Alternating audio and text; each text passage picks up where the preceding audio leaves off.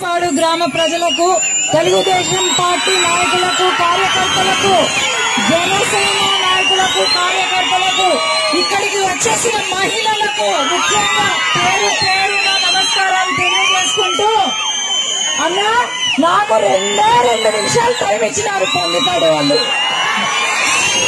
ఒక్కటే చెప్పేది, పందిపాడు గ్రామంలో ఫ్యాన్లకు కరెంటు కట్ అయినట్టే ఈ రోజు నుంచి. కాటసాని రాంభూపాల్ రెడ్డికి చుక్కలు చూపించడమే ఇంకా పని మనకు. పోచా బ్రహ్మానంద రెడ్డికి కాకపోతే ఎక్కడైనా దుబాయ్కి పంపిస్తాము చూడండి. ఇంకా ఈరోజు చంద్రబాబు నాయుడు గారు ముఖ్యమంత్రి కావాలా, మనం బాగుపడాలా, మన పిల్లల భవిష్యత్తు మారాలా, రైతుల ఆత్మహత్యలు ఆగాలా, మహిళలకు రక్షణ కావాలా.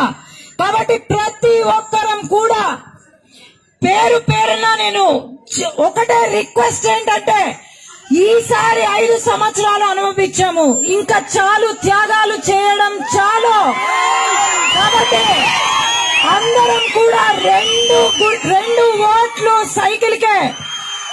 ఎంపీగా నేను ఒక డాక్టర్ని, ముఖ్యంగా బైరెడ్డి కూతుర్ని నేను కూడా.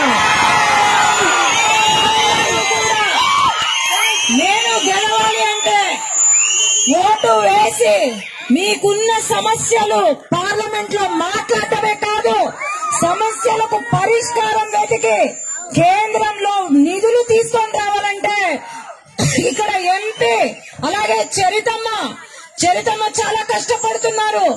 ఇద్దరు ఎంపీ ఎమ్మెల్యే 2 ఓట్లు సైకిల్ కే పడాలా. ఈసారి పందిపాడులో అత్యంత మెజారిటీగా మనం గెలవాలా, కొంతమందికి బుద్ధి చెప్పాలా. ధన్యవాదాలు.